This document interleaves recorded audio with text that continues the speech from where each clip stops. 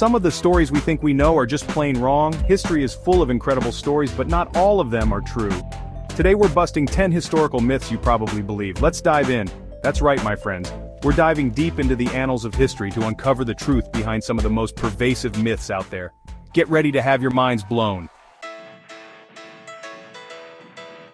Let's talk about Napoleon Bonaparte, the French emperor who conquered most of Europe. History remembers him as a tiny guy with a big ego, right? Wrong. Napoleon wasn't actually that short. He was around 5'6", average for his time. The myth? A measuring mishap and British propaganda. Napoleon was a brilliant strategist, not short on ambition. Picture this. Fierce Viking warriors, sailing on longships ready to raid and pillage, wearing helmets with horns, Vikings charging into battle with horned helmets. Sounds cool, but it's pure fiction. It's a classic image, right? Except it's totally made up. There's zero archaeological evidence that Vikings ever wore horns on their helmets. So where did this idea come from?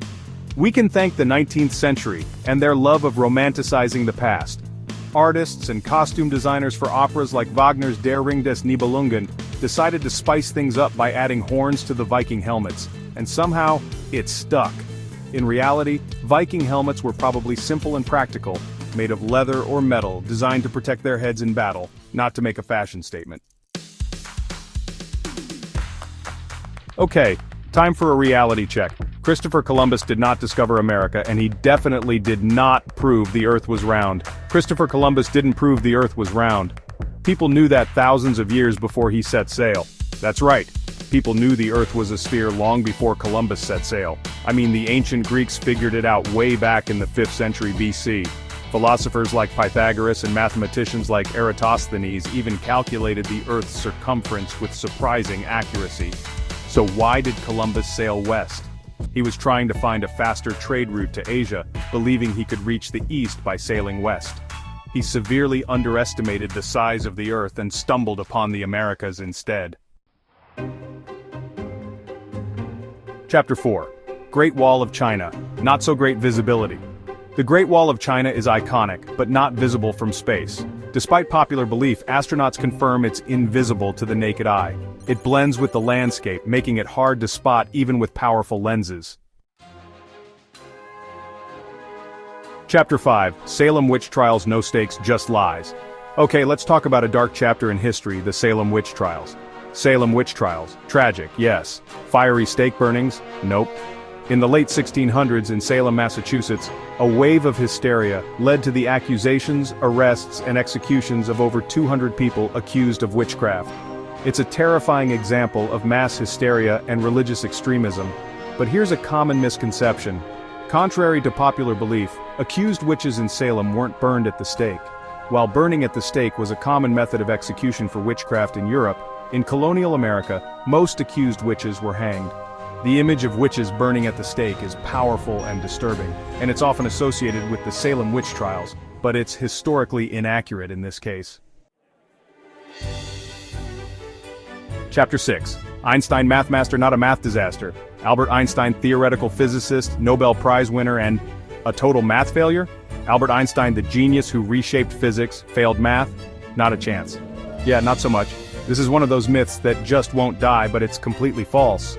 Einstein was a brilliant mathematician from a young age. He excelled in math and physics throughout his education. So where did this rumor come from? It seems to have originated from a misquote or a misunderstanding about Einstein's early education. Some sources claim he failed an entrance exam to a prestigious school, but he actually excelled in the math portion of the exam. The truth is, Einstein's theories of relativity are incredibly complex and require a deep understanding of mathematics. The guy was a math whiz. Let them eat cake. It's one of the most famous quotes in history, often attributed to Marie Antoinette, the last queen of France before the French Revolution. But there's just one tiny problem. There's no evidence that Marie Antoinette ever uttered these words. The phrase "let them eat cake" was actually popularized in a book called Confessions by philosopher Jean-Jacques Rousseau, which was published when Marie Antoinette was just a child. It's likely that the phrase was falsely attributed to Marie Antoinette after the French Revolution as a way to demonize her and portray her as out of touch with the struggles of the common people.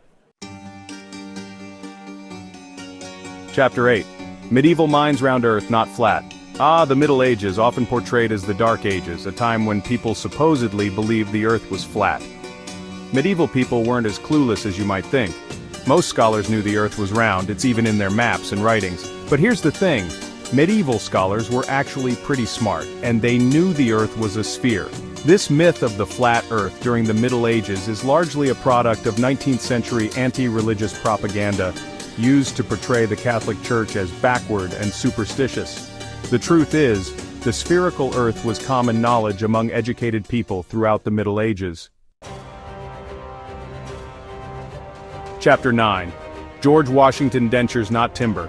George Washington, the first president of the United States, is known for many things: his leadership during the American Revolution, his iconic powdered wig, and his supposedly wooden teeth.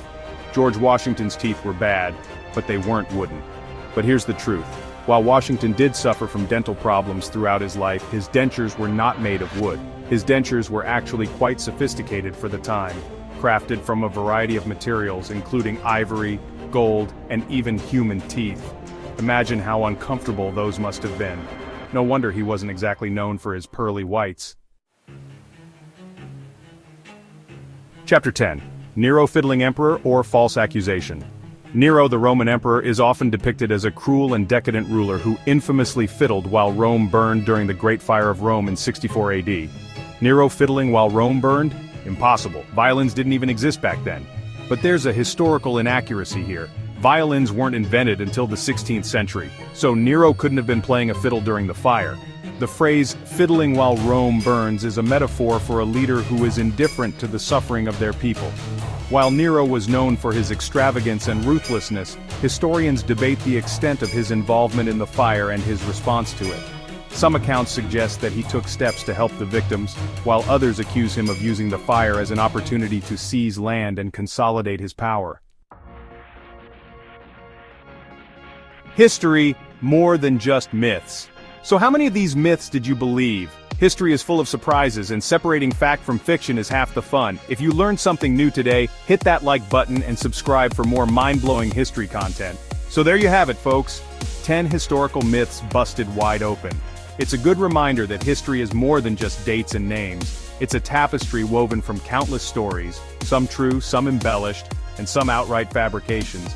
As we've seen, separating fact from fiction can be tricky, but it's always an adventure. So keep questioning, keep exploring, and keep those history brains engaged.